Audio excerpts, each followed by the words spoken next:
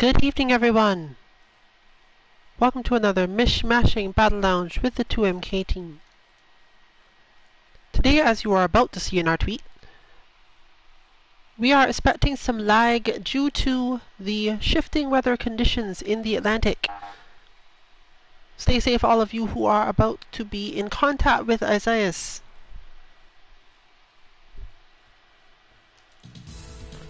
So, since we expect it to be laggy, we're not absolutely sure that everyone who normally is joining or able to play will actually be able to play. Please be patient with us today for all connection related things, and hopefully it won't be too terribly laggy. Let's do this. Of course, if it is, we'll probably see people heading on out of the lounge rather than trying to fight in terrible lag. And there's some players today that we don't expect to see because we know it's going to be difficult one way or the other for them.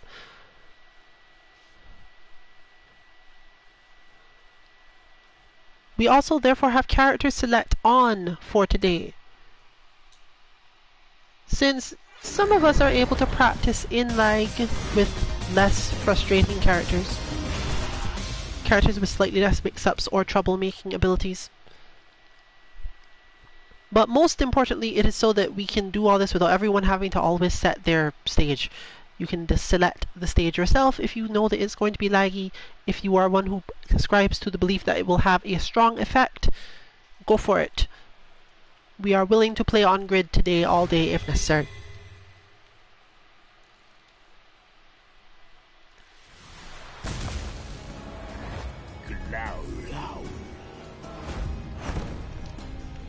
Round one.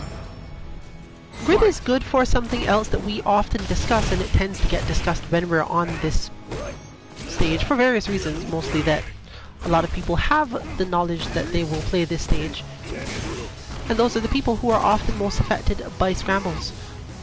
Specifically, knowing both frame data and spacing in a scramble situation is what actually informs you as to which decision you should make. You have to build up this skill over time. A really lot of work is often involved in actually learning how to get out of scrambles, or which is your best bet in a particular scramble after a particular interaction.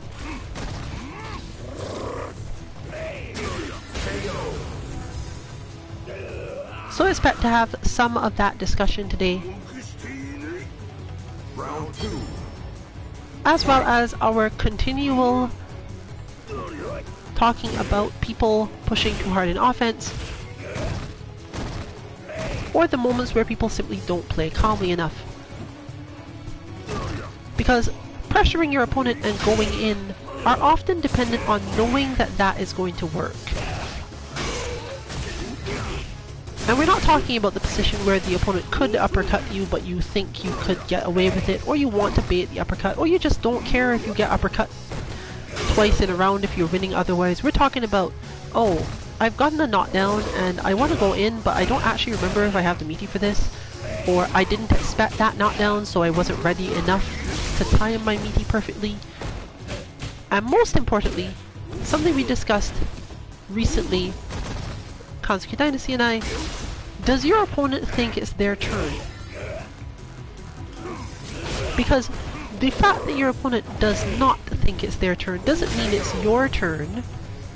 It means sometimes it means they're going to block, and depending on what move you use, them blocking will lead to bad situations for you. Sometimes you don't have to do anything though. So that's our other focus for today, scrambles, and learning to recognize when your opponent believes it is your turn.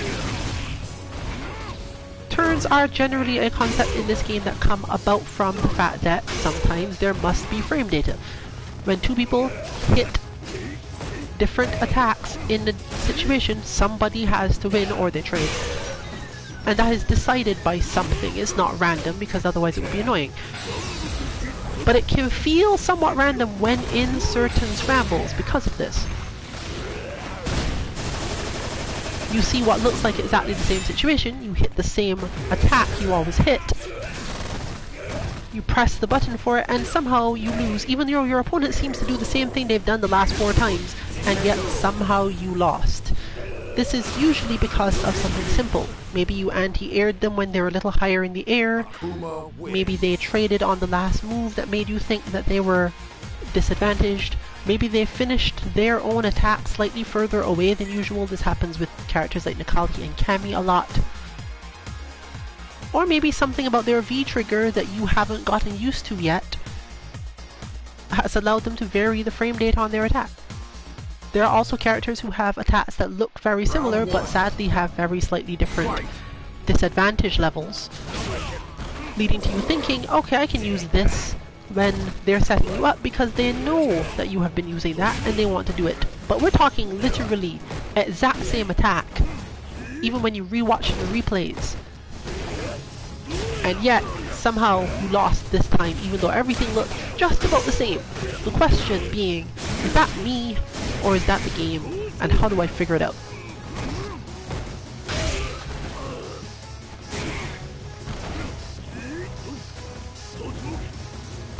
Different styles of player often have different reactions to certain types of scrambles, and therefore, the question of, does my opponent think it's my turn, is actually a psychological question a lot of the time.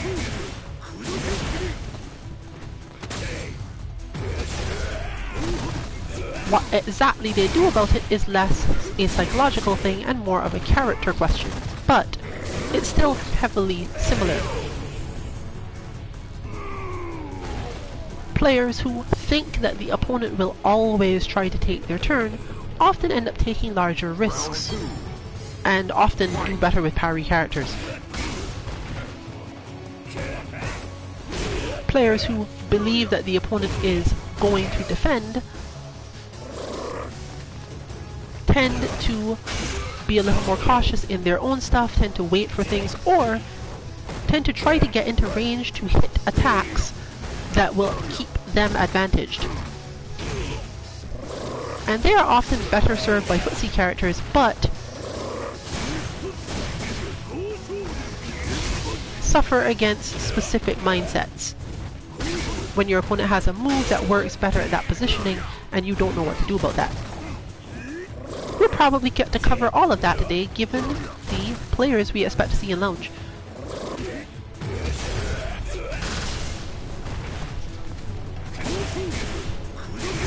So, please bear in mind if you are joining that this is a US East Coast, technically an Atlantic Rim style lounge, which is of course why we're concerned about the lag generated by any storm conditions. Nikali wins. Please feel free to use the grid much more than we normally prefer people to use, therefore character select is on, therefore you don't have to go in all of the stuff to go through this long process of changing what favorite stages you're allowed to use. This of course also frees you up to play different characters as you wish it. Do as you wish today. Round 1. Fight.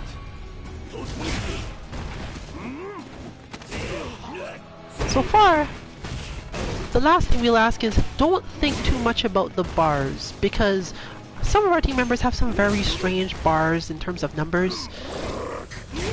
Like you'll see 1 bar to people and it be play fine, we don't know why.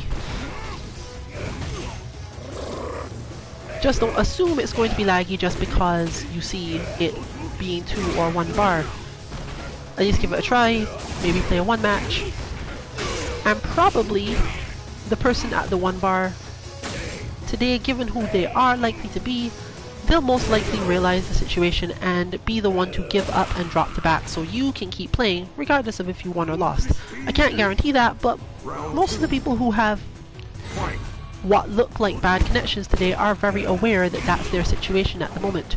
So if it turns out that things don't work out well between you and them after the first match, confirm for the next, and that will tell us if it was laggy for them, because they would confirm again. And if it doesn't, and they actually go, okay, that was bad, I shouldn't put you through that, then they'll be the one to end the battle and probably let you continue. As always, this match lounge is winner stays on because Street Fighter doesn't allow for anything else.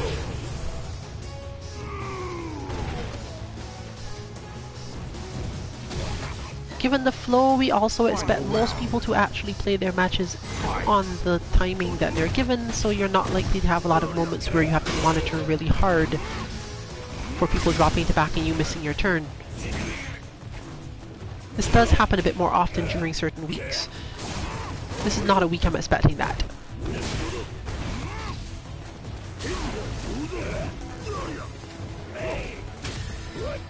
The Wolf is most likely playing Akali today. And Amara is around for us to get some Abigail on.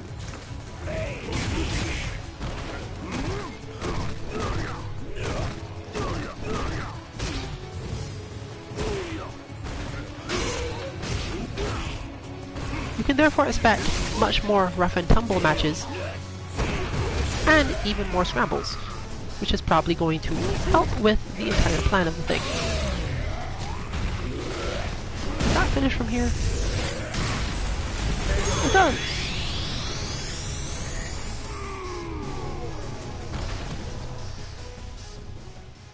Akali wins.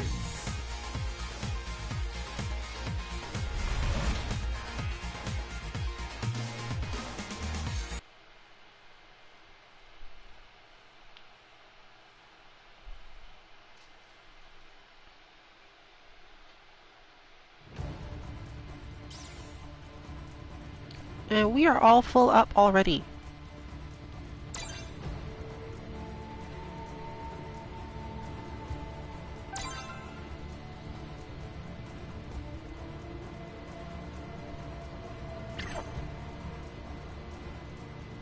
Let's do this. Big lounges like this usually require players to go all out in terms of what they want to do or learn, since, after all, you can't afford to experiment too much when it takes about half an hour for your next turn to come around. The design of these lounges was technically for people to be able to play 8-man tournaments in ways of moving around the characters rather than this, but also it's meant to simulate the arcade experience at least somewhat. Person who wins keeps winning, and they get to keep playing.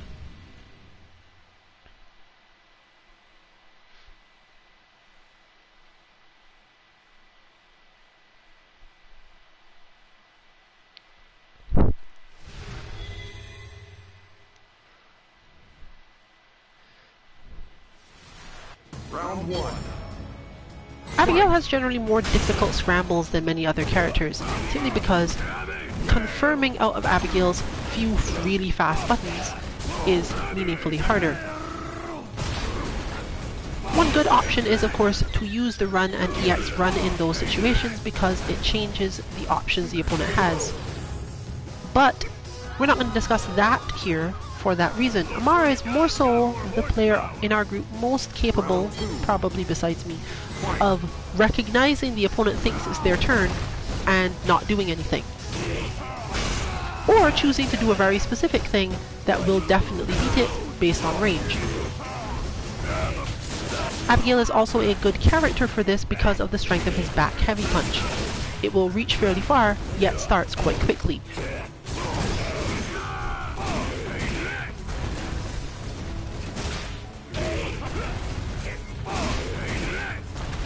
Meaning it's an effective whiff punish in much the same way that many other fast normals are.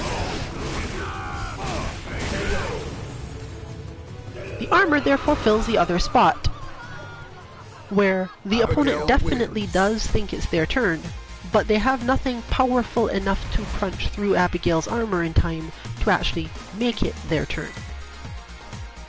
It's therefore not really a defensive tool, it is, I know you're going to try to get away from me, and I'm going to negate this. It is a defensive tool in a few matchups, but the generality of close-range combat in this game means that the ES run gets used in that way a bit more often for full effectiveness, leaving the ES Abigail punch to be the one that gets to do most of the heavy lifting in terms of I'm hitting an ES armored move for defense purposes.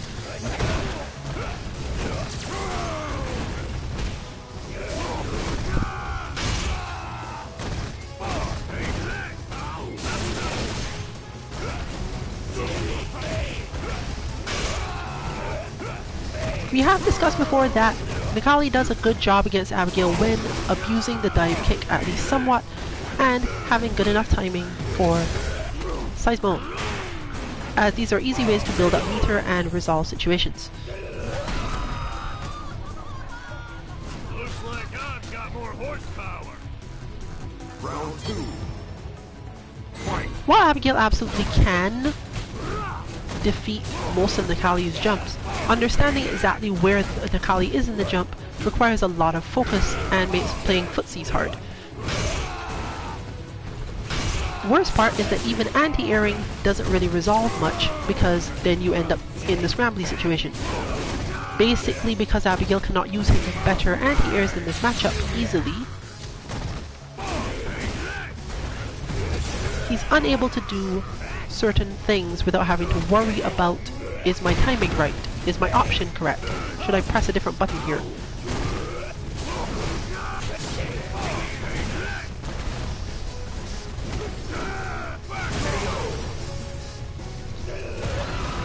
Remember everyone, please forward jump out of the corner against Abigail in those situations, because there's a decent chance the Abigail player is going to do something that is not going to hurt you too much if you do it.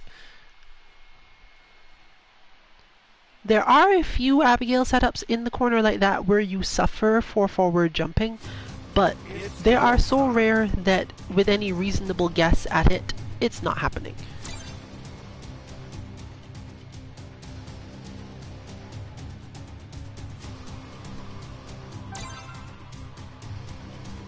Let's do this.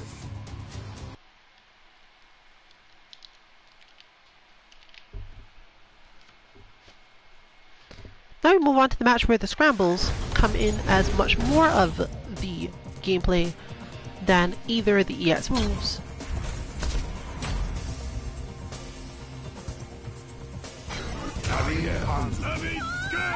or the back heavy punch.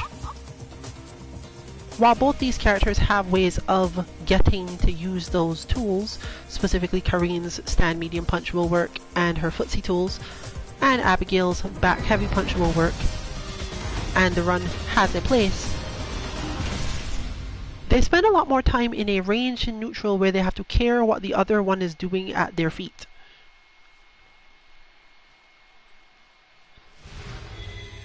Since Kareen can generally respond to Abigail's jumps and can often get out of run, Abigail spends a lot of time walking and often hitting straight heavy punch, just to get enough space or situation. That of course is what unlocks the ability to jump again, because the heavy punches mean Kareen doesn't want to stand that close. She'll just lose a ton of white health this way.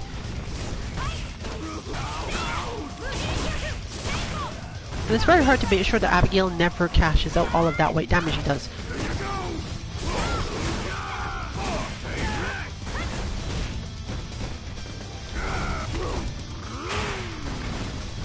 Add to that the tendency that Abigail's low jump art means that it's actually kind of difficult to air. The jump does have its place. It's just that you generally shouldn't, from the Abigail side, be expecting the jump to help you get damage. You're not jumping in on Kareen because you expect jump-in combos. You're doing it so that she stops kicking your legs. Like that. Because she does this a lot.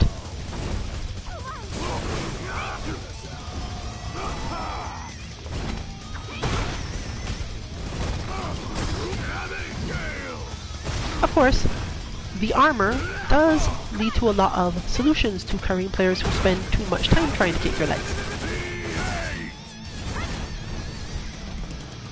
This is heavily about tendency. This is a matchup where knowing what the other person is thinking about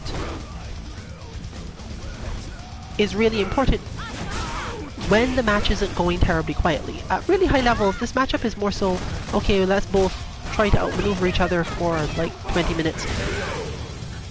And see who lands the first hit and then holds the life lead. But neither of these players is quite that type of player, so you get to see all of the quicker interactions, though it does make the match somewhat more volatile. They do fall into this flow, this spacing, at least some of the time, but you do know that it's going to end a bit quicker. Round 1. Fight. See, yeah, there's that problem again. The whole, technically we're at one bar. We don't know why the two stations interact with each other this way, but for some reason it doesn't seem to have led to actual lag today, so thank goodness. This is the one where we don't bother actually using the grid, because the problem, whatever it is definitely not based on what stage it is.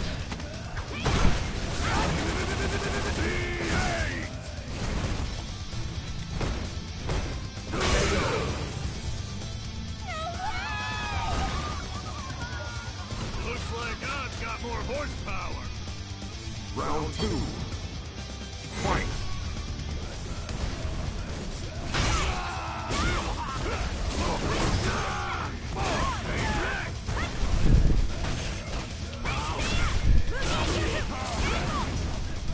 There you go! It does take a lot of meter to do this on the Abigail side, which means that once it's gone, Kareen does have enough of an advantage to be pressury, poking, put stress on.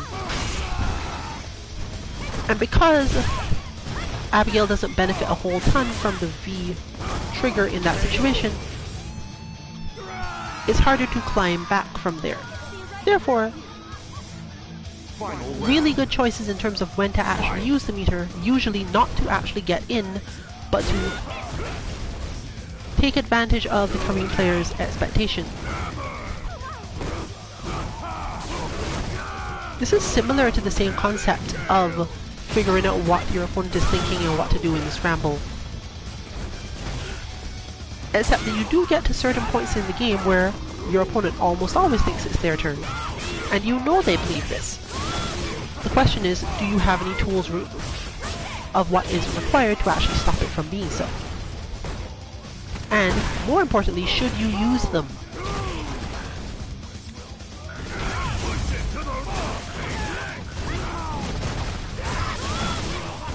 Because sometimes it is important that you don't use the tools so that you have them for later. You lose.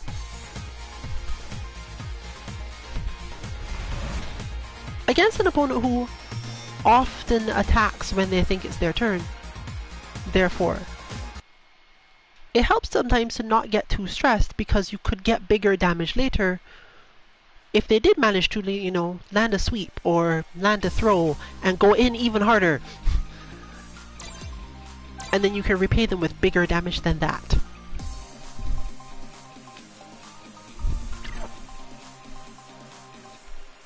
Let's do this.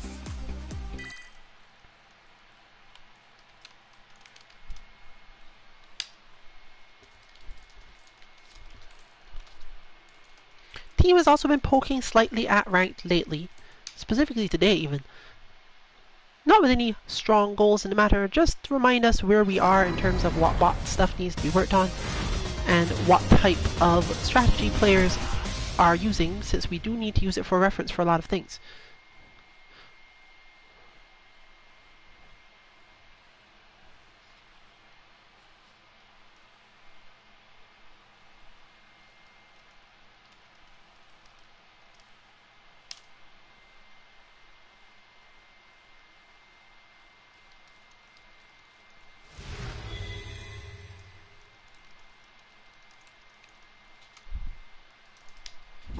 Round 1. Fight! But we are still gathering data from different levels, and technically, the President Seth is getting certain types of data as well, having gone up in rank.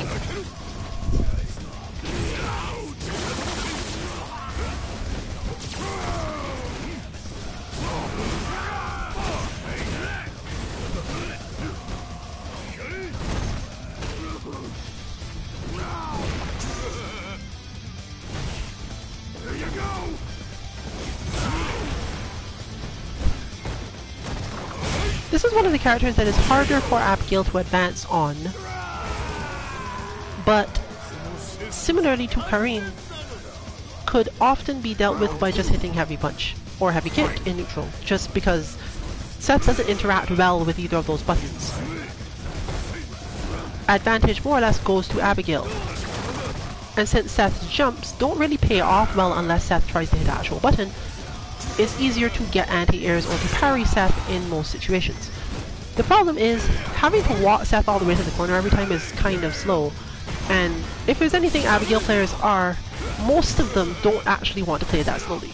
There are definitely some that think this character is meant to be like slow, careful, taking advantage of the long range normals. Definitely works, but at the same time, there's a decent chance that if you picked up Abigail in a serious way, you want to punch things, and relatively often.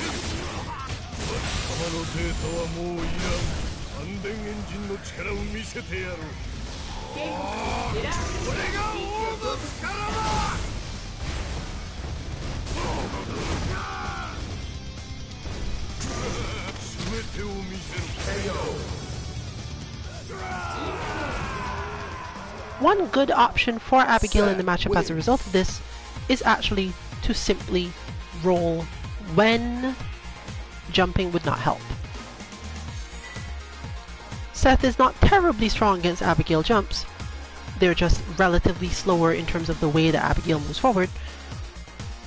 And watching for jumps often means that roll works, at max range too, forcing Seth to be more aggressive in general. But this requires a lot of mental switching, because realizing from, oh I have to get in, to, oh wait I'm in, I shouldn't either jump or hit this because I'm in now, can be a little hard.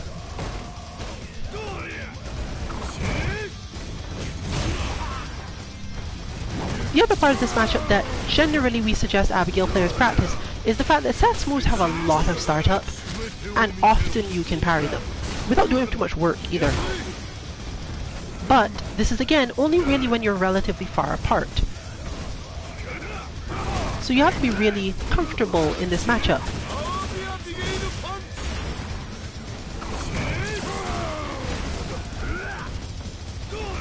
Meaning that Abigail is one of the few characters where until you're really good at it, you might want to reversal Seth off you, simply because it puts Seth back at a place where the Seth player is more likely to think they're in control.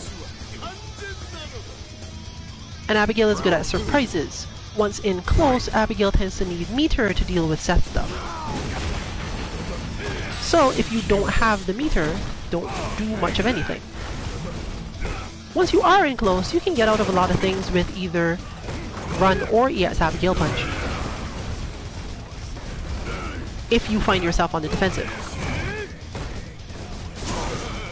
This is usually because of the large gaps, but as we've mentioned before, you can't really run in on Seth easily because Seth's V-skill breaks armor.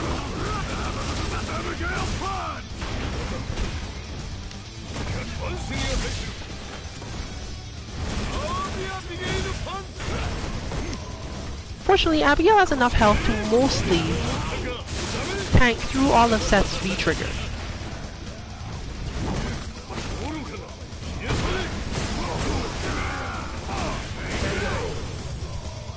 And find that moment. Conserving the meter in order to get moments like that can be really important, because most characters would already have been dead. Damage scaling really helps with this as well, because the way Seth does damage, it often ends up with a lot of it being heavily scaled, and Abigail benefits from this even more.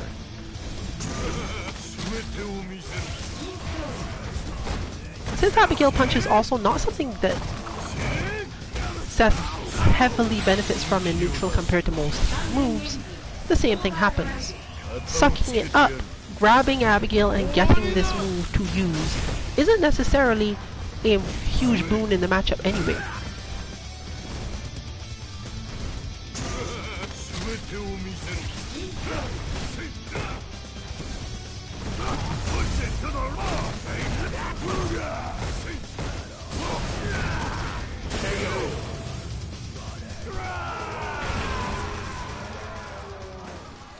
Seth wins.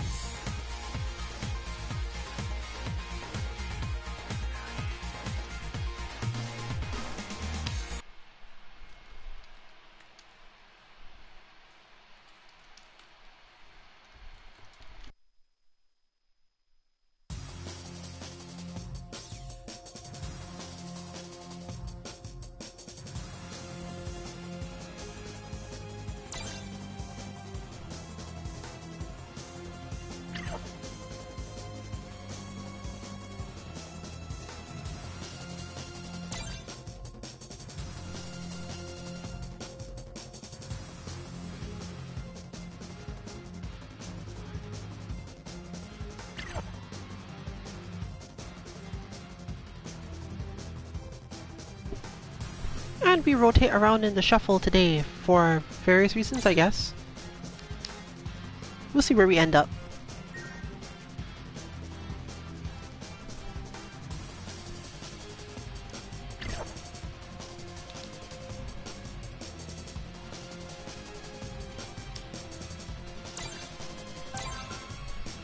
And it looks like Necalli versus Guile is our roulette response.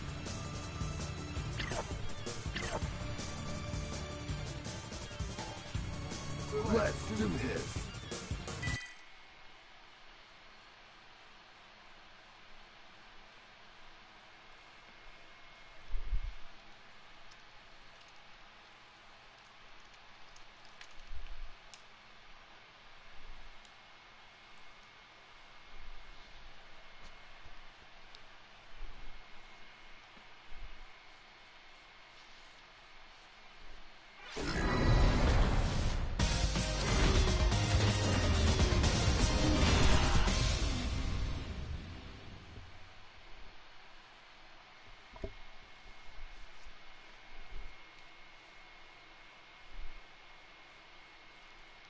The new team term for this type of player, as provided by Santir, is Zero Beast. So just letting you know beforehand, that is what you're about to see. We're not necessarily referring to a player that is absolutely, like, super strong, but they definitely know what they're doing.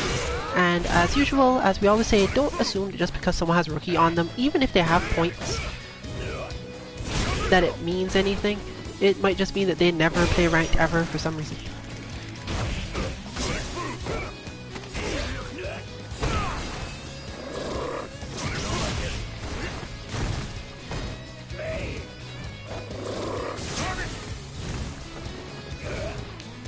Guile does not deal well with Necalli's V-Trigger 2. This is primarily because, in order to work, Guile has to throw more booms to catch Necalli while doing it. V-Skill 2, sorry. And throwing more booms means more chances for Necalli to jump. And Necalli's jumps are not the easiest thing for Guile to deal with in general. So if Necalli sticks to Guile all the rest of the time,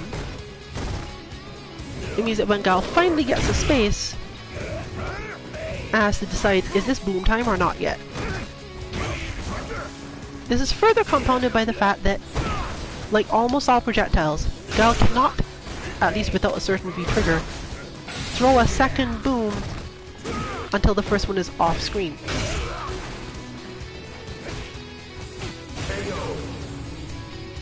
This may not seem like a big deal, but because Necalli crouches under most projectiles when using the move, just picking the right moment will result in evasion, and a slow boom will therefore remain on screen for a little bit too long, meaning Guile cannot throw another one. This generally doesn't come up a lot because the animation for Necalli's attack is so long, but if they happen to do it at around the same time, Necalli ends up with a slight, not advantage per se, but positionally could do a lot more things. Because it limits the timing of the next boom. More so than anything else, that is what is important here. You can see part of the solution there. Using the Sonic Blade shifts the interaction. But Sonic Blade takes longer to set up, and you can end up in trouble. This match is therefore much less about something that looks like a scramble, but it still is one. Do you know whether or not the timing for the interaction has happened in the way that suits you or not? Neither Guile nor Necalli at this level probably knows this.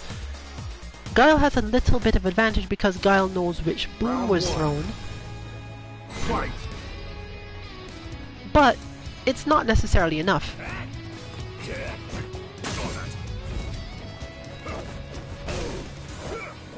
Necalli has, on top of that, 2 different moves that cancel or move through projectiles.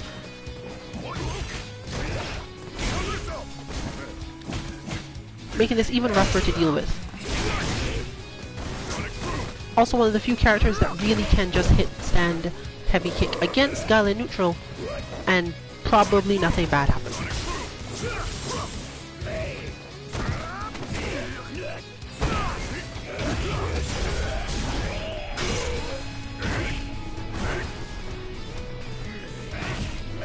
This increases Guile's stress in the matchup a lot more than most other characters are able to put on Guile. But depending on whether or not the player is likely to just go for EX Flash Kick in these situations, there may be no direct answer to it.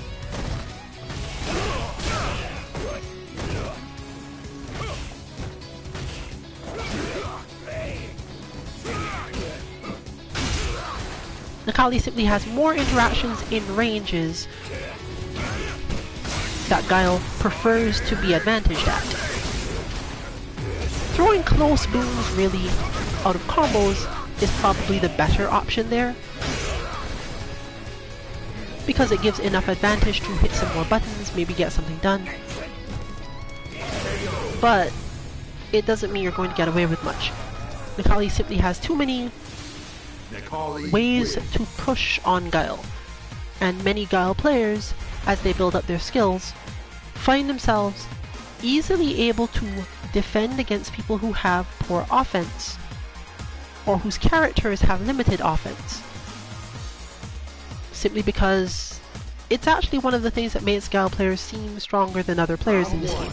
Because they're conditioned to actually hold down back, they block a lot more. And honestly, until you get to probably gold, just blocking enough will make you seem like a strong player. Technically, in many ways, just blocking enough is what makes you a strong player.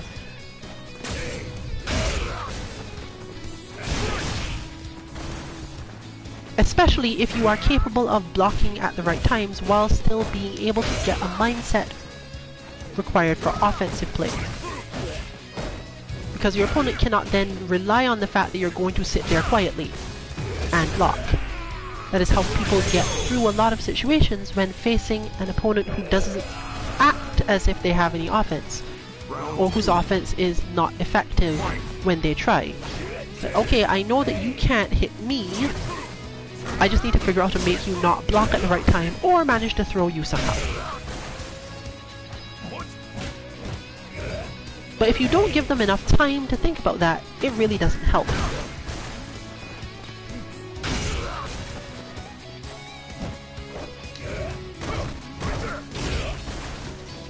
Necalli also has probably the most powerful sweep in the game.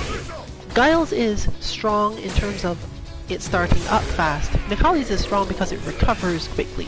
It's also really not telegraphed compared to most sweeps.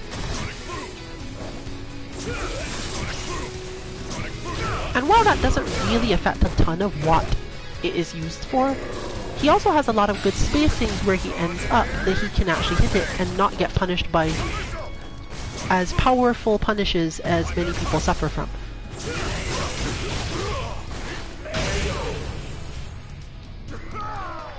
Add to that the ability to literally tear through Sonic Blade if necessary, and we are back to where we started. A stressed Guile.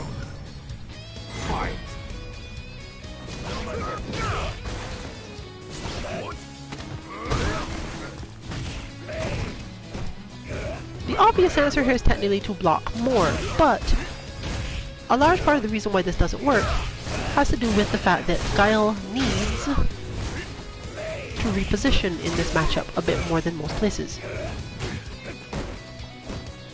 And since while Necalli's sweep is a low, like technically all sweep, it doesn't have a very low hitbox. Sometimes it can interact oddly with even moves that tend to high profile. There's moves that are specifically intended to high profile, as in they will not be hit by lows. And then there's moves that have a short period where they pass over any lows that have particularly low hitboxes. However, without the particularly low hitboxes, these moves lose some of their effectiveness. And Necalli's is not particularly low. It's go time.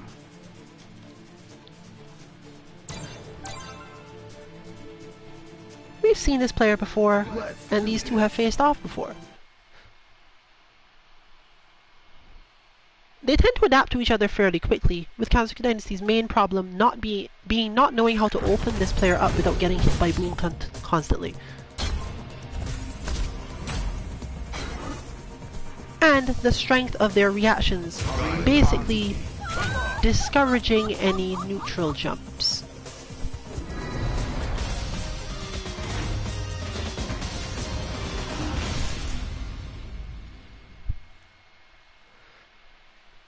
There is something to be said for practicing seppo until the point where you can just seppo under booms, but even then that's still too much work.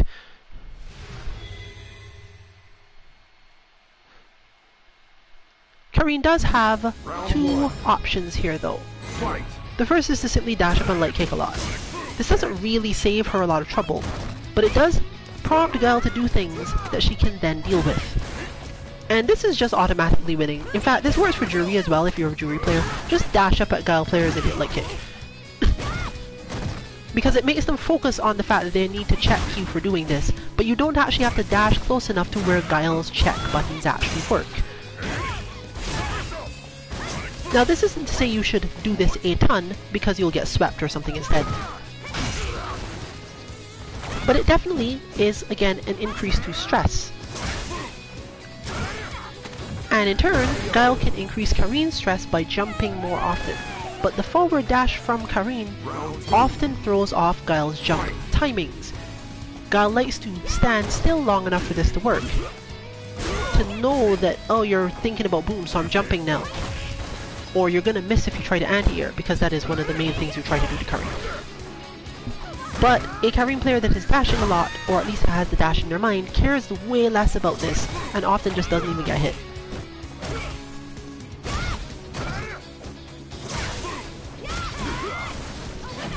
Which, of course, causes Guile's jump timing to be off, and makes Karine's likelihood of actually dealing with the jump higher.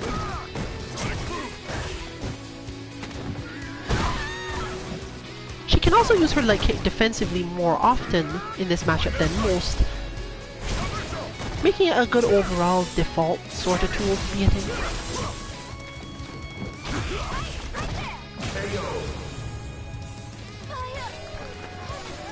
Secondarily, it helps to prime you to be near that button for when you need to use the quicker seppo, or light Mujin for some reason. It does come up.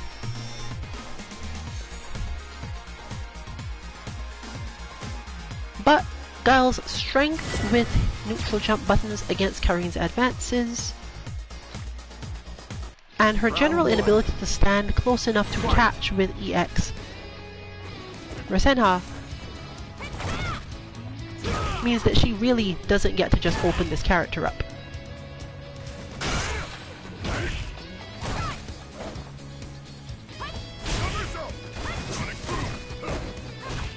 This is actually one of the quintessential demonstrations of does my opponent think it's their turn, combined with a scramble. When Karine dashes or seppos, she must in that moment determine whether or not the opponent thinks it's their turn, not based on what she did. She might know, for example, that it is not her turn, or that it is her turn, technically. But does the opponent think that? Round 2. Fight. This is something you learn a lot when you dash a lot in this game.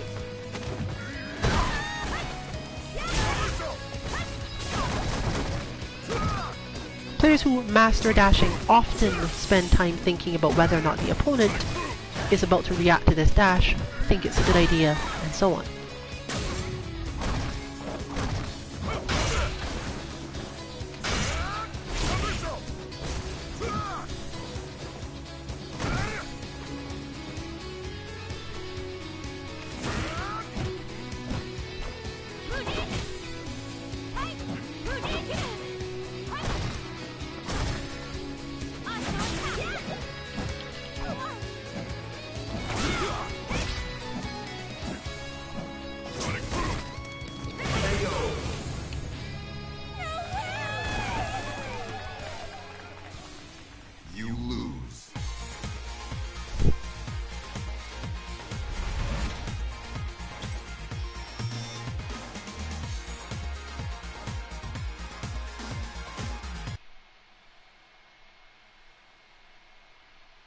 This battle can in fact be won if you've not pushed too hard by just getting enough white health damage.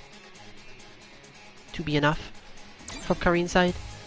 But Guile will eventually try to press out of this, and if he chooses the right moment, he often can get that health deficit fixed. If he chooses the wrong moment, Karin will be blocking, and the match will probably be close to over, because she can just go back to not particularly doing anything. That said, training to defeat a Guile player is different from training your offense against a Guile player, because generally if you want to defeat most Guile players, pushing your offense forward against them is not the answer. You get the life lead and you rely on the fact that Guile is not great at getting it back, even against characters like Karin who don't necessarily anti-air that well.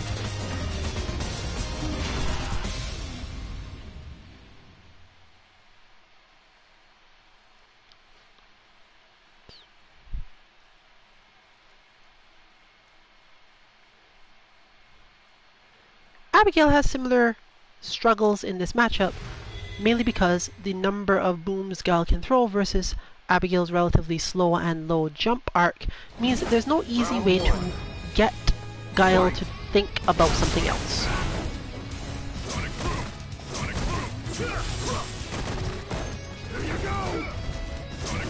Abigail can use Giant Flip and parry, but it's the same thing. You get the life lead, you sit on it a little bit, see if you can make it a little bigger, and then you basically stay out of it from there.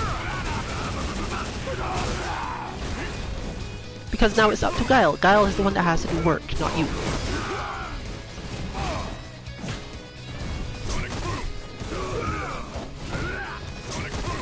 Abigail is particularly helped out by the fact that blocking booms forever while at high health just means that Abigail is eventually going to have the trigger without doing much of anything. Because it is not well known at lower levels, most people at low levels don't think about it terribly long, but you absolutely can build up stuff, build up meter, simply by blocking long enough against things like Manat's Orb and Guile's Booms. If you realize you are close, and your opponent is close to death, just block until you have V-trigger. You don't have to go in and do anything. It's technically too much work to do it the other way. Guile therefore wins often in this way, and Amara faces it fairly often, the Guile player or Kage player who will eventually just do enough dash up throws to maybe put a dent in Abigail's health. Maybe. But even this doesn't really work if the life lead was on Abigail's side to begin with, because they must commit too hard.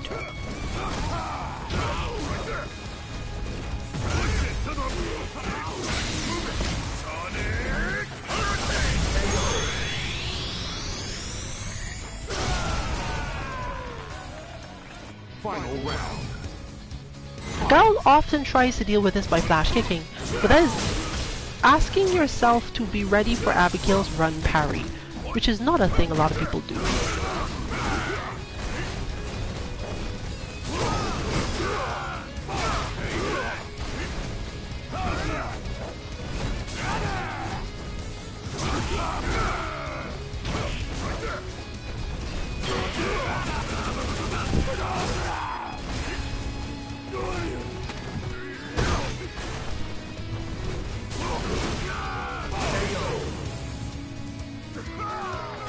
In short, having a character with so much health that they can just ignore your mix-up once or twice and relax instead of trying to figure out what the next thing you're trying to do is a strong boon in this game. Generally, high health characters can win out by messing with the opponent's psychology. I don't even care if you're gonna throw me twice, it makes no difference to me, I have so much health. You haven't done anything to me yet, why should I be bothered by this? This is especially true when you realize, if my opponent makes the wrong choice even once, the amount of damage I do to them is crippling. You just don't get to get away from me.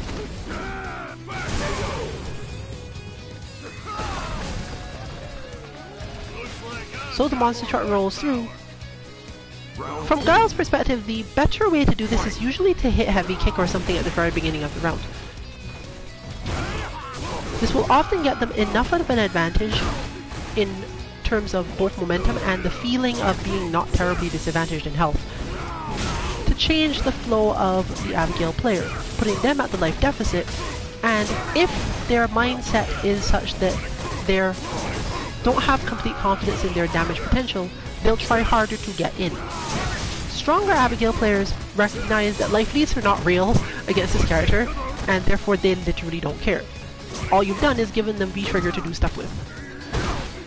It is around here that the walk-up throws and dash-up throws actually matter though, because you can eventually get up to the point where you could kill using those. And that is a good way for Guile to approach the matchup. To fight unconventionally while trying to get a life lead, until it's possible to win by a couple dash throws.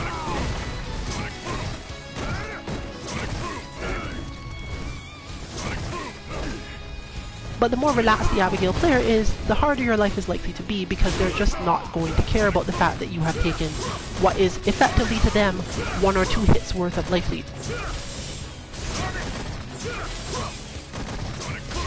Combine this with the fact that the way V meter is built up means that blocking these for a long time, or worse, parrying them, just makes things difficult for Guile in the end.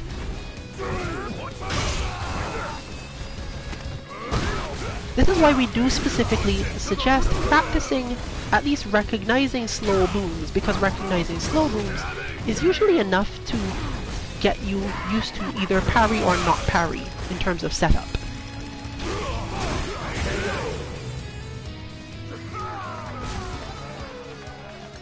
Even if you can't learn to parry every boom at every speed, negating some of them puts you in that situation, and Guile is not the greatest character at dealing with Abigail's V-trigger in either form. Maybe if he has a lot of screen to back off into, he can get the player to waste it, but it doesn't come up that often that way.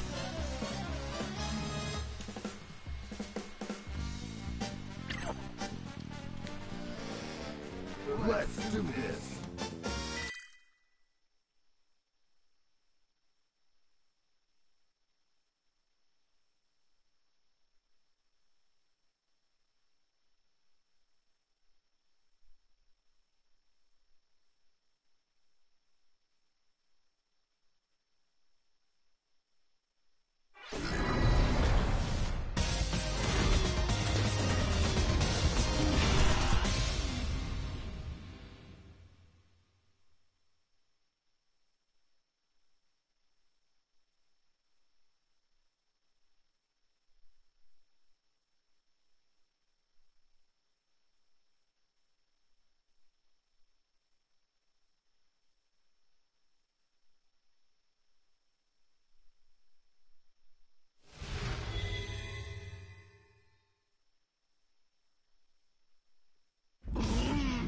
Round 1.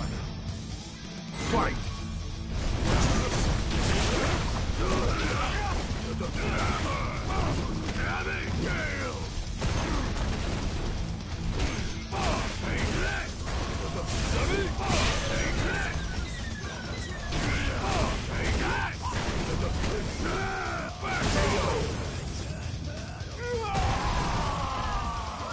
Looks like I've got more horsepower. Round 2. Fight!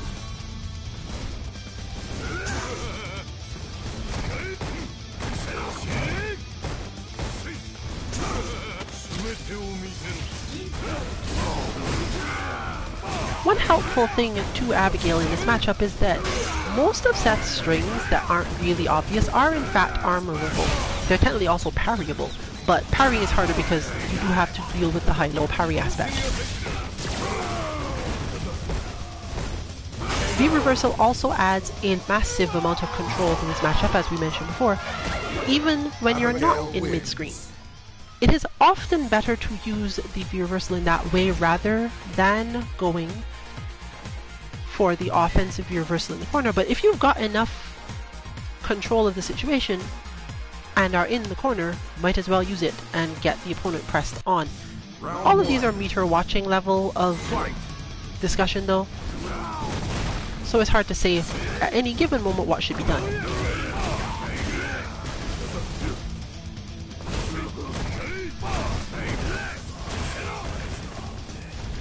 Seth has to rely on the fact that Abigail's better buttons in this matchup often lead to being punished in some way, and rely on having relatively high damage to output to go with all of the trickiness Seth can sometimes do.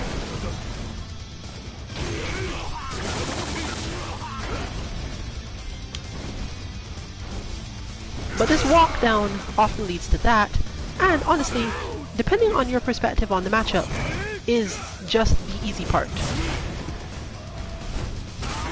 As a non-patient player myself, I would definitely not find this to be the easy part. But, you know, you can eventually get around it. We always advise that when you find yourself in this situation where you need to walk down your opponent and need to distract yourself from your wish to hit them, you spend a lot of time watching meters. Every time you think it's safe, check the meters before you proceed forward again. You can hold down bat while you do it, but in that case you have to not check the meters for too long. The general idea is that the amount of time it takes most people to check the meters and really think about them is just about the amount of time it takes to convince the opponent that they're going to stop attacking. Therefore, by doing this, you give the opponent the impression that they should act. Sometimes the way they act is useful to you and sometimes not, but it definitely stops them from having the consistent mindset of, oh, you're just going to keep attacking me, so I'm going to wait for you to make a mistake. The hard part is that you must often train your autopilot to deal with any number of things that your opponent does when they think it's their turn, because you have just taken your attention off of the characters, at least for a moment.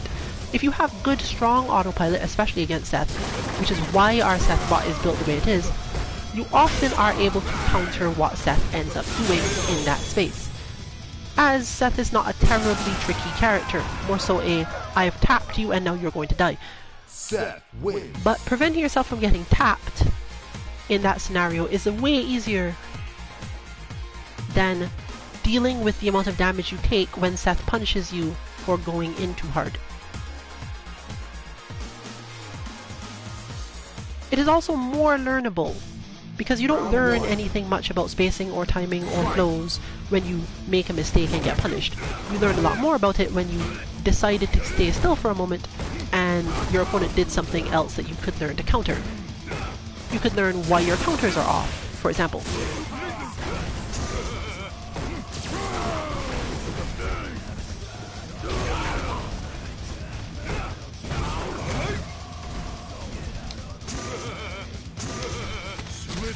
Abigail is also one of the few characters in this game that gets to whiff punish Seth's V-skill. Specifically, the roll will reach. Barely, but it will often reach. And when it doesn't reach, Seth can only block, and you don't care because at that point he doesn't really have a response. So staying just outside the range where you could roll and getting Seth to try for the V-skill means you just roll right afterwards.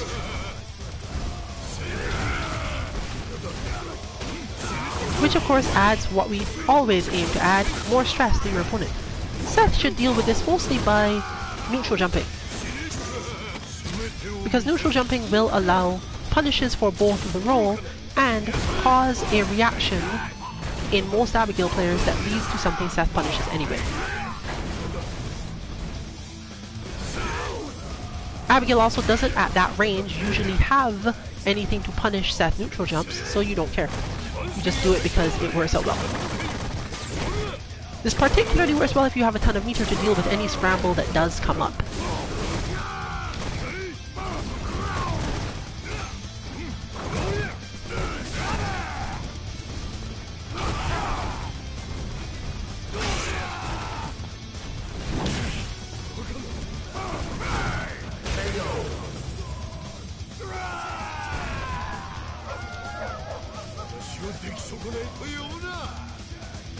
Final round.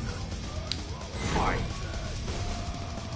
The only thing that does deal even decently with the neutral jump is the heavy kick at a very specific spacing. And if Gabrielle is spending most of the time at that spacing, Seth doesn't really have a problem. It does work though, so Seth players should be careful not to just neutral jump all of the time because you will get kicked out of the air.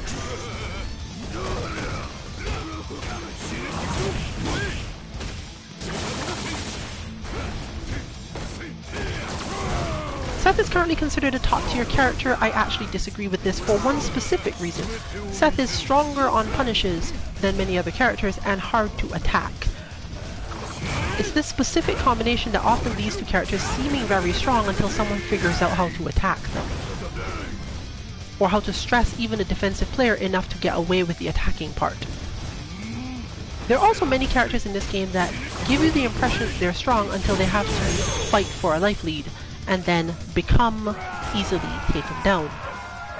Or rather, not taken down, you just stand there and win.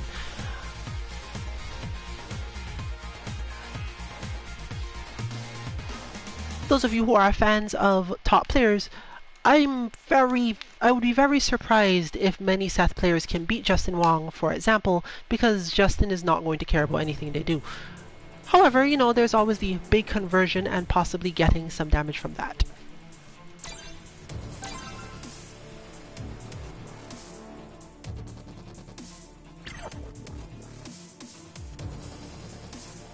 Let's do this.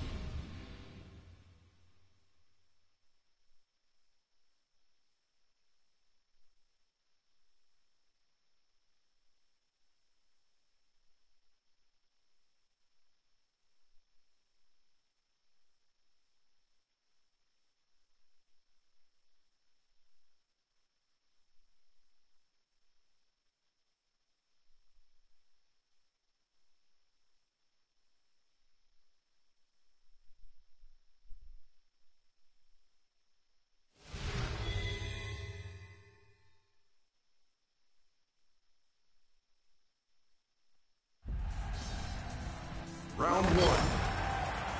Fight! Oh, this is the new stage that they were talking about. That makes sense. Shouldn't Kill be in his robe though? Whatever.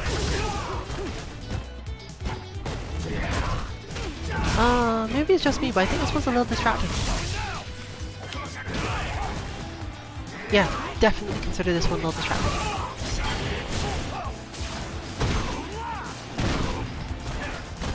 Obviously, we've seen All Might on this mount before. I think we have actually seen Evo Ryu 84 before as well. But they're definitely a player we, and most people in US probably have seen at some point. They do play a lot.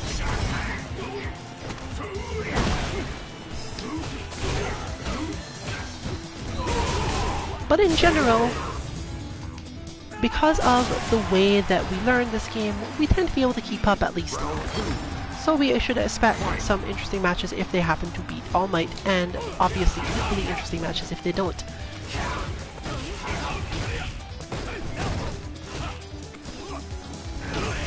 I've never seen them fight to know how evenly matched they are, but I guess we're learning now.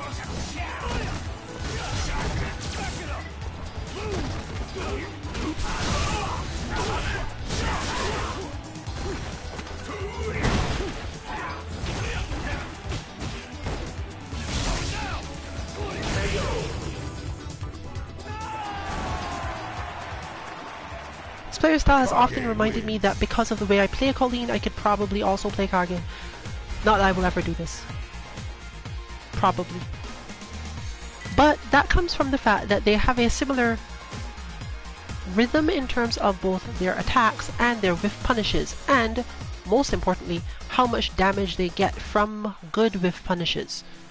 Either the situation is set up, or they straight up benefit from the outcome. Which means that you're going to see a lot less scrambles in this matchup, honestly. There's not a whole lot of interactions where Kage is forced into a scramble against Alex. He can sort of create them by faking out Alex players with different versions of his moves, or very precise spacings. But this more so illustrates the same thing we were talking about before. Whose turn is it, and what do both sides think is happening there?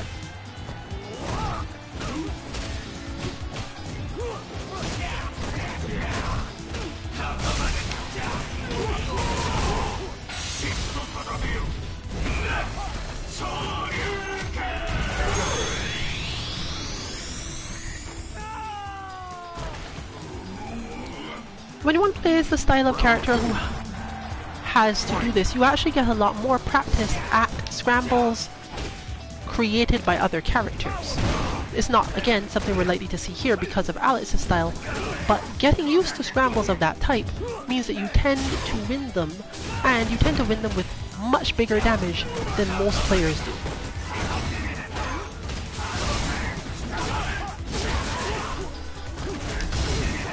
This is a meaningful thing to build up skill-wise. How many points of damage can I do off of correctly recognizing the scramble, or even guessing right and ending up with something good?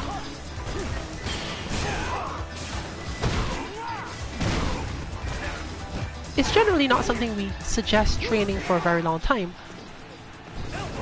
but technically you don't really need a specific bot to do it. What you need is the mindset.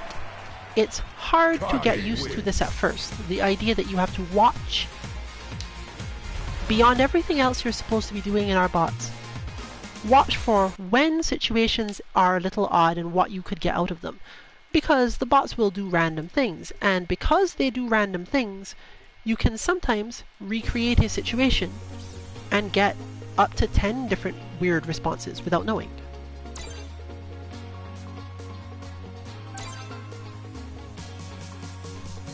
Assuming this isn't terribly laggy, it will be a struggle for Santir in a particular way. Kage versus Akuma is often about how well Akuma can get Kage to do things. But the style being currently used and built up by Santir is more so about oppressing the opponent from doing things, and Kage is not one that likes to be oppressed. He has many options for dealing with oppressive situations, presumably to balance out his relatively lower options in neutral.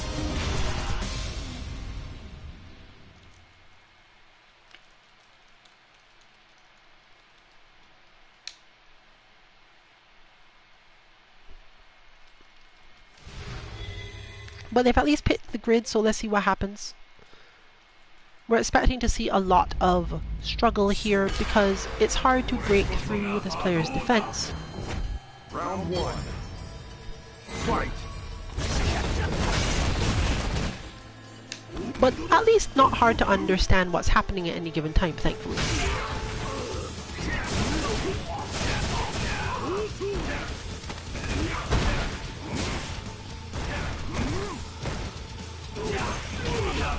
But there's the whiff punish and the whiff punish damage.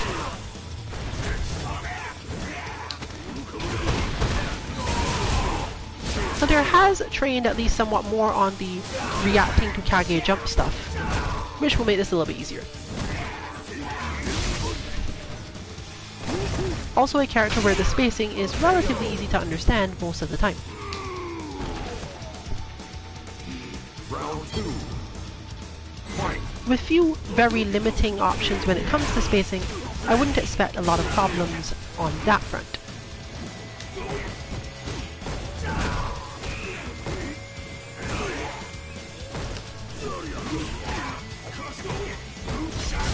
But like most Akuma, Centaur is likely to try to get out of the corner at a point where the opponent is specifically aiming to use corner guard techniques. You should always be careful about this as an Akuma player and build this up over time. Because obviously, you'd never feel as if the character is strong in the corner. Akuma is, when cornered, not one of the better characters in the game, by most standards. Because so many of his moves that are used for bypassing neutral also require a certain amount of space to actually use effectively. And once you don't have that space to use it,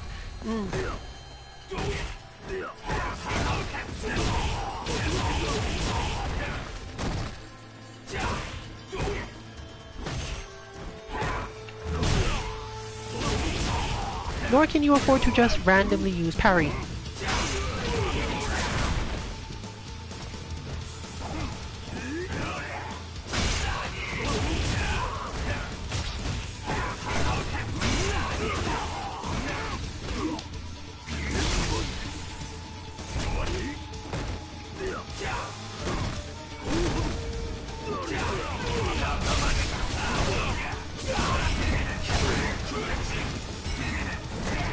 Kage is not exactly the strongest when corner guarded either though, which leads to an interesting interaction.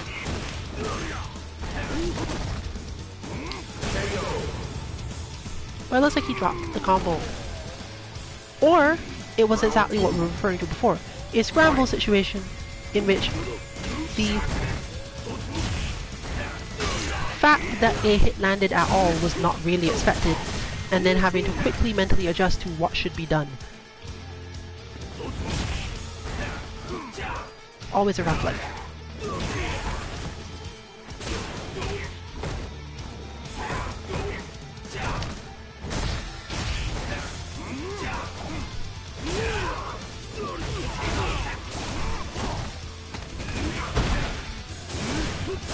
Fortunately, Centaur is among the stronger players when it comes to knowing when the opponent thinks it's their turn.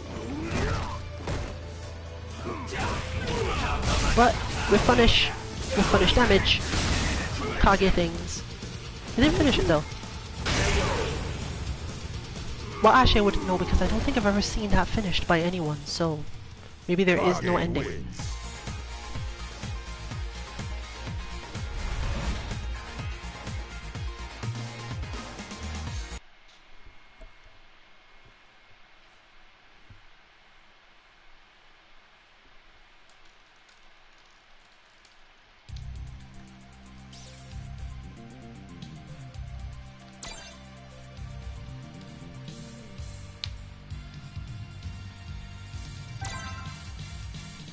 Looks like Centaur is out for the time being. We have one therefore free open slot.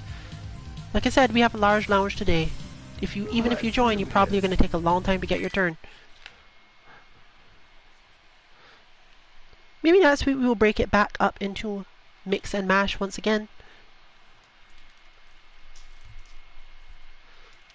But you can also benefit a lot from watching other people's matches to see both the psychology and the scrambles when they are scrambles.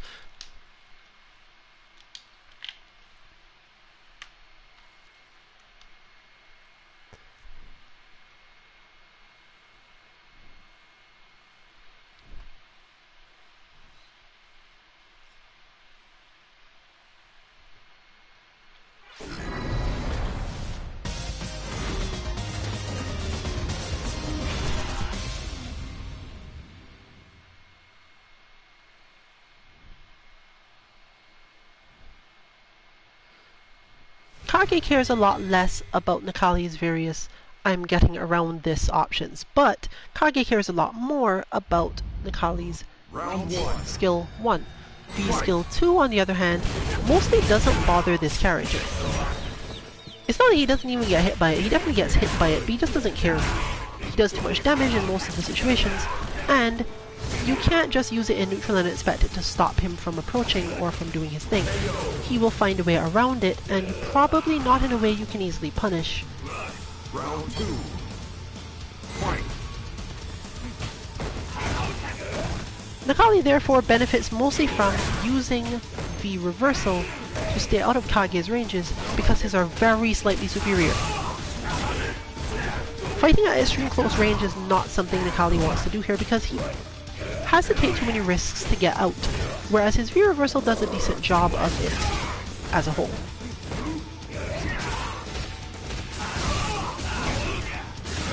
Because blocking your way through the first part of Kage's sequences will not save you from most of them. And while Nikali can definitely stomp out of some, you would have to be able to recognize the string consistently. Kage wins. As you build up experience against the character, you would probably have less and less to worry about.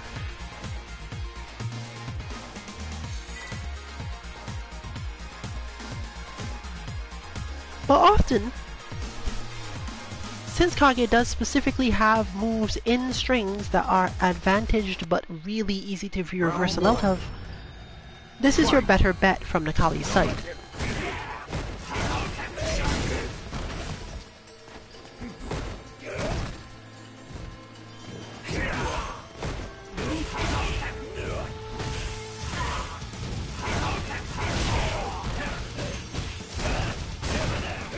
There you see the actual benefit that Nikali can make use of in this matchup. The simple fact that many of the strings that Kage needs to use that are actually misleading and aren't just easily view-reversaled involve a projectile at a timing where Stomp will delete the projectile and often hit Kage. Round 2. So close quarters combat isn't that terrible for Nikali here, but he does have to really push on certain aspects of it.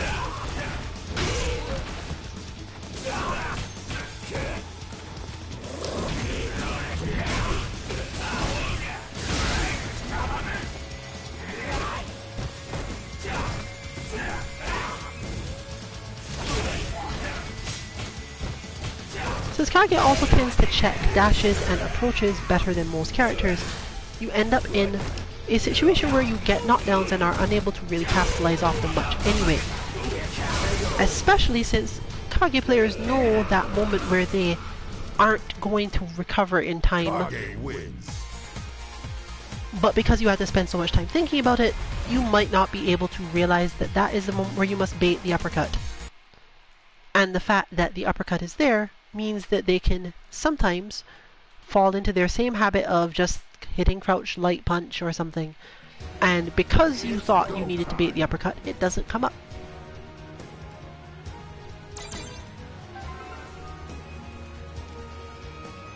Let's do this.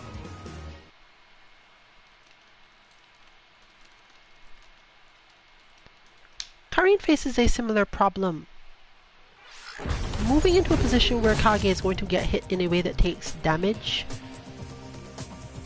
involves walking into Kage with punishy buttons, which means that the best option for Karin is often to hit nearly nothing.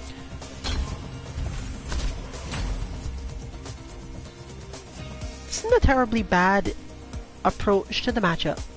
She can literally just walk forward and do pretty much nothing, and it will still function. If she wants the Kage to not block, not walk backward, and actually hit buttons though, she has to take a risk, and that risk is usually to use medium Mushin-Kyaku. Unfortunately, that is in itself telegraphed, mainly because she can't use any other Mushin-Kyaku for fear of being whiff punished into oblivion. Finding the right moment, therefore, is hard, and is again dependent on, do I know whether or not you think it's your turn?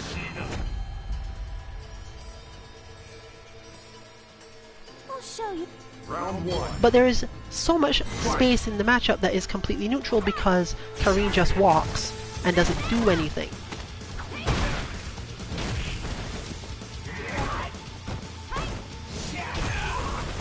Attempting to fake out Kage players is usually an exercise in frustration. But you can get some good whiff punishes if you can get them to hit the buttons. The problem being that eventually, Kage player will realize, I'm being whiff punished way too much, I should stop hitting buttons. And then they do. That said, as long as you find that they are willing to hit buttons in neutral, you can play this matchup fairly normally. Looking for the right moment to land your whiff punish, or to clip their legs when they misspace themselves and get through things. But as soon as you realize they've locked themselves down and stopped hitting as many buttons and maybe thrown fireballs, you'll be able to only walk, basically, and find that moment for the lightning jump.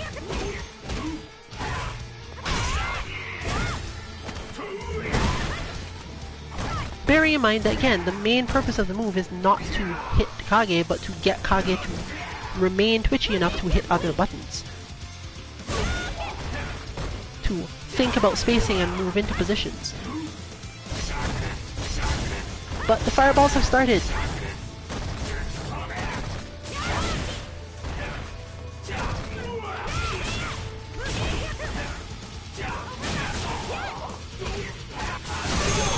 That said, this player is quite fast and do tend to switch their mindset backward and forward relatively quickly.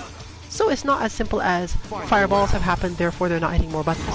But you should generally assume that after fireballs have happened and you walk forward and you don't see any buttons, don't go looking for a whole lot of whiff punish opportunities then.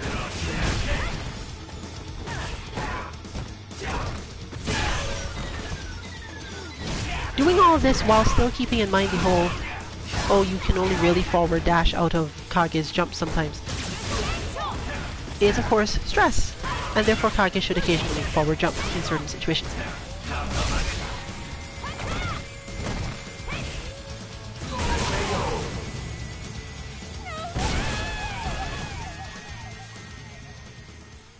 You lose. One fortunate thing about using this V trigger for Karine is that neutral becomes relatively easier. A lot of Kage's I am avoiding stuff now options lose very handily to the parry. Round one. Now this isn't to say most people can do it because you have to be really on point for this, but it's at least possible enough that you don't have to worry about it, and because the parry is relatively long animation, it covers a lot of things that would normally give Kage positional advantage or make you have to think about how fast something is happening.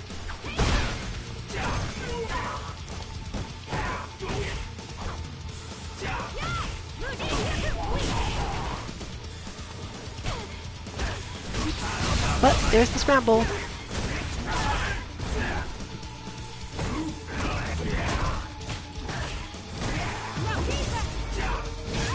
This means that the whole thing is even more minimal moment judgment.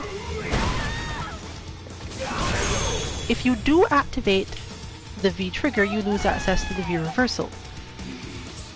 Round two. But if you were in a position where you were advantaged to begin with, you probably wanted to V reversal them to hold advantage rather than ever activating the V trigger, which means as soon as they get out of it, they now have craziness in neutral again. The decision is mostly based on whether or not you're at mid-screen or not at the point your meter reaches full. If you are at mid-screen, you probably want to just V trigger and V reversal when either you're close to the corner or they're close to the corner. Ooh, a drop.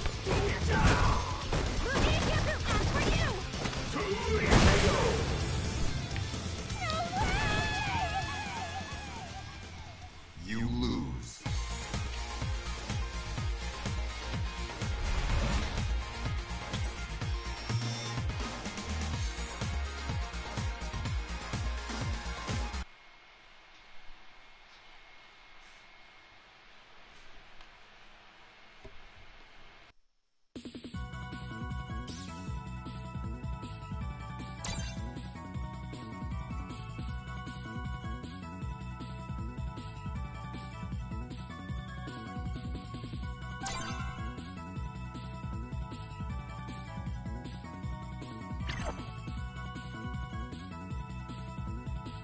Let's do this.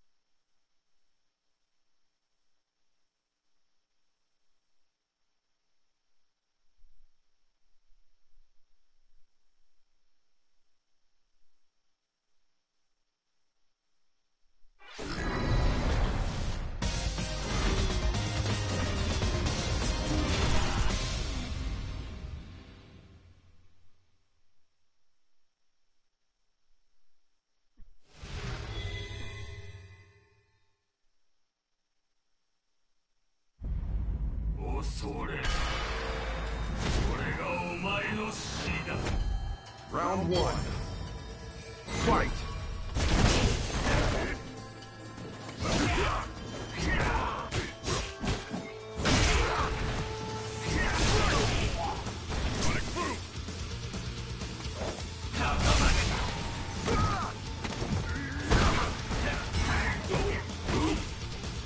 Kage's pushes through this matchup have a lot to do with figuring out how to make Guile not hold down back long enough to make sure that a flash kick isn't coming.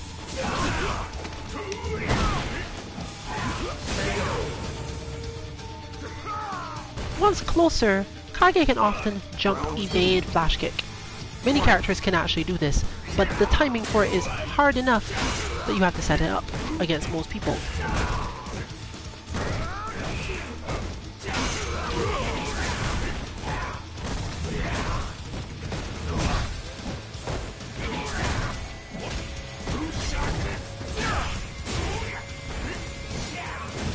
Always remember that you absolutely can win this game off of just chip and white health damage.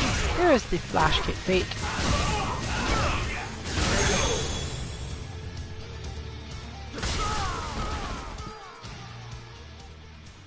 Kage wins.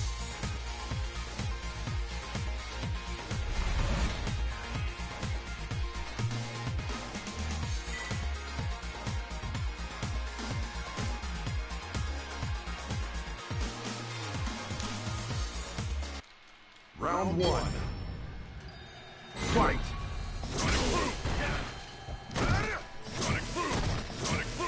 Guile benefits most from finding the exact correct distance to throw booms from.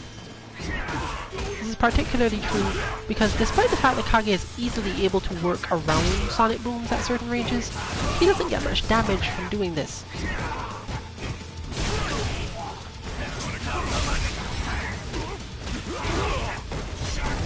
Unlike most characters who, once they do their counter zoning technique, Guile has to worry about something that's about to happen, Kage doesn't really have a whole lot of options in that department.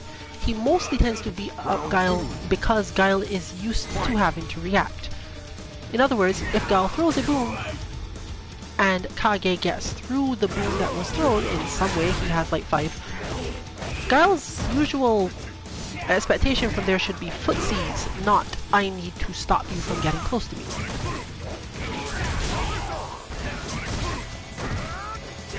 But this is hard to react and deal with because who thinks of post-boom time as footsies?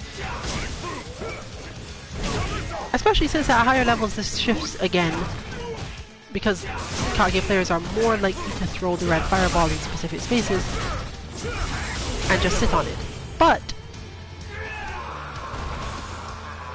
at the beginning, when Guile has more control over the player and they don't get to spend as much time using their calculated fake-outs and their long-practiced spacing tricks, there is a benefit to this. Still, from Kage's side, this still works out at least decently, keeping the match even because, again, Guile can't actually hold down back the whole time given that there's a whole bunch of other stuff that needs to happen.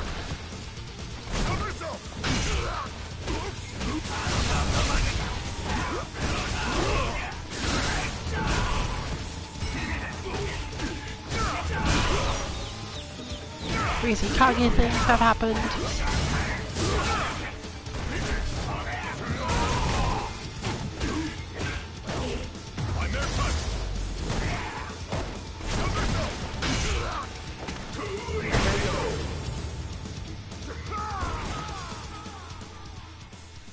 Kage wins. And with a dropped sweet punish, things go to Kage's side.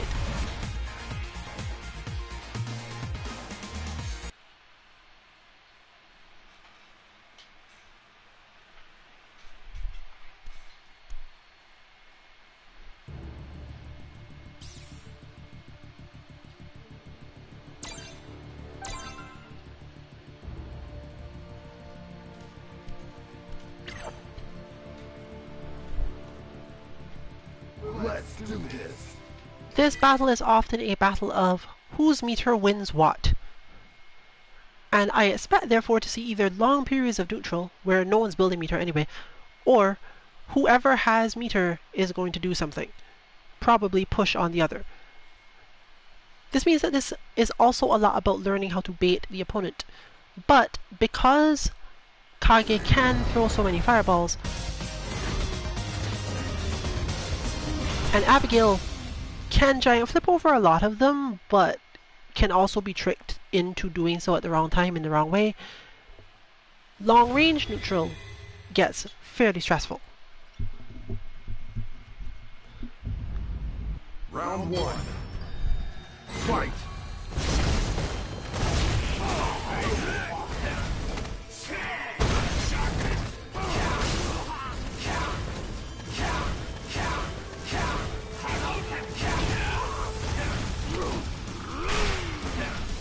One fortunate aspect of this for Abigail is the fact that, unlike most characters who parrying their fireball means that, oh, you're in trouble now because the fireball is fast, even Kage's lightest red fireball doesn't recover that quickly.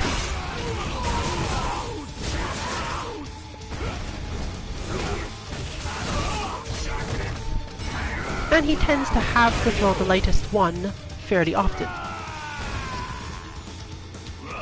It also doesn't have any real variations in speed or power, meaning that for the most part, since Abigail deals well with Kage once V meter is available, parrying red fireball is often just good.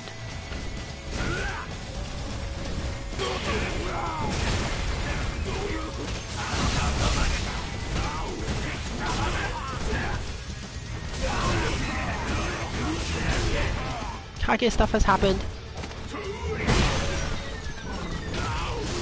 And even a V-reversal there would probably have been baited.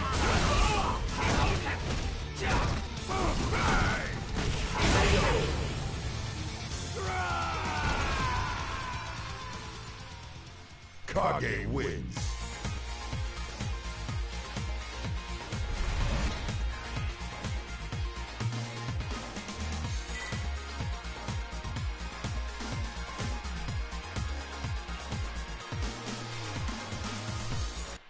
Kage's mix-ups, however, are not true frame traps most of the time, and this means that armored characters actually do fairly well against this character. In Abigail's case, however, this often requires use of the EX punch instead, as the run is not necessarily easier to punish, it's about the same really.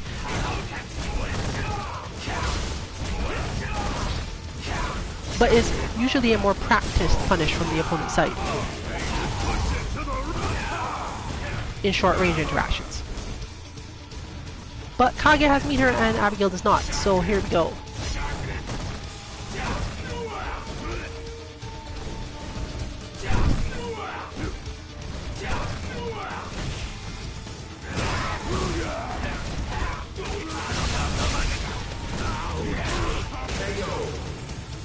Unfortunately, the meter does not work out. Round two. Fight!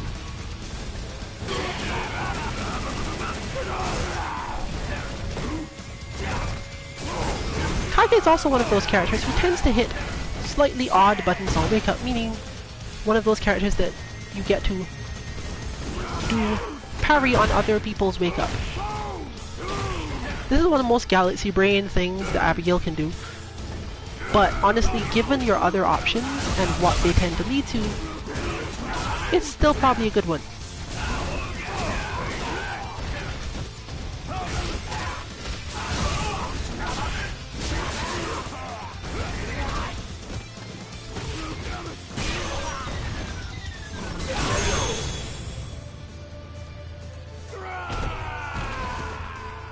And with that intensity, we're probably coming close to the end of our stream. The lounge generally stays open for a while after it. Today it's likely to be the same. We didn't end up as laggy as we thought we were going to be.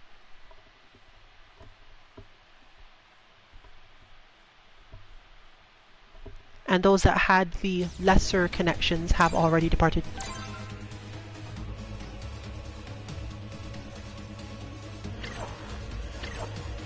Seems our gal has left as well,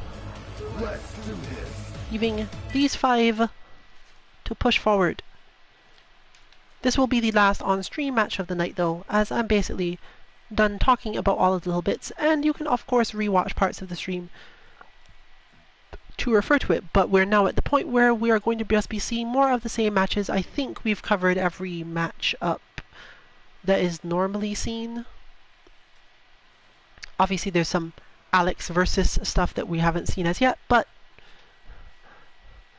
we see Alex versus fairly often. You can check other streams entirely for that.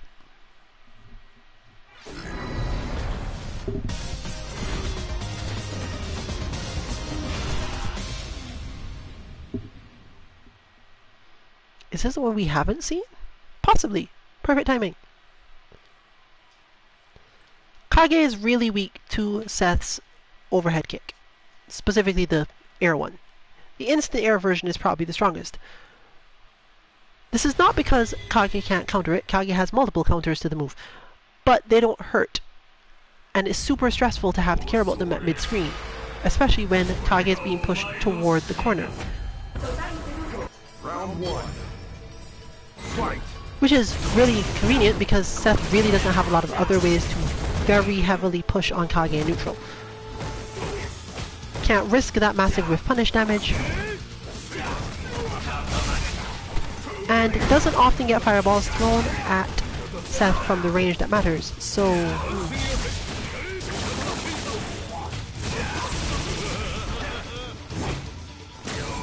there you go. You can see what we're talking about. Not only does it not hurt, it often leads to a scramble that is heavily in Seth's favor. Kage can take much bigger risks than Seth, and basically is not going to get a whole lot of damage out of the even safest options, whereas Seth has the usual "I have converted and now you die" situation in that scramble.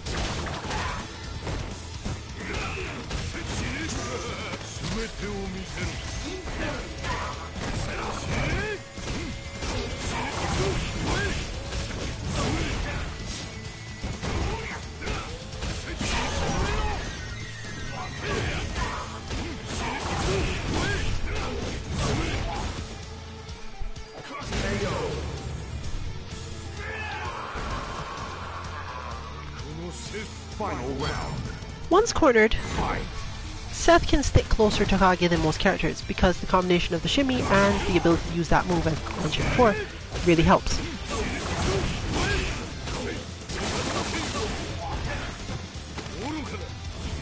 Light kick take throws. Yeah. Stressful.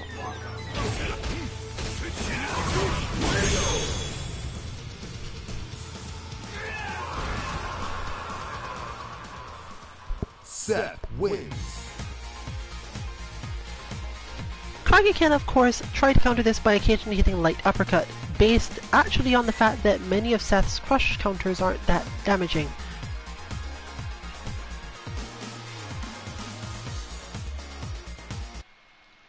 Round one. Fight. But light uppercut is not a way to resolve most of your problems,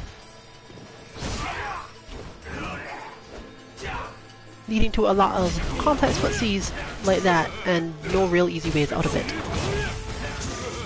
Still, once cornered, it's among your better guesses, simply because Kage so heavily lacks other real options. The primary reason why the light uppercut is so important is because if the opponent decides to go for the throw, you will still win. If they go for the shimmy, you probably won't, but then they would have to have reacted to that fact, and if the person does this often enough, you can delay the light uppercut, and it still often at least trades in the shimmy situation. So really, your options are closer to block, light uppercut instantly, and light uppercut delayed.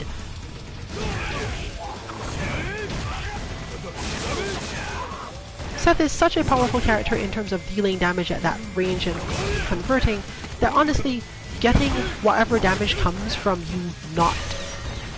you getting crush countered or being put on the defensive by the uppercut, you might as well, really. Until you have really strong defense and the ability to read things and see things happening in real time in the corner at that speed against this character, you're going to have to rely on some minor crutch, and the suggested one is light uppercut, or light uppercut but slower. That brings us to the end of the stream for tonight, though, with a burst of information. And therefore we will see you probably on Thursday for Dead or Alive 60 times. And then next week, Monday. However, sometime during this week there should be a Street Fighter announcement. And probably, you never know with them, they might just release things instantly, they're weird like that. And then you might have a bot, or at least weird new characters to look for. With all that said, this has been Rillian for Team 2MK. Good luck with your training and good night everyone.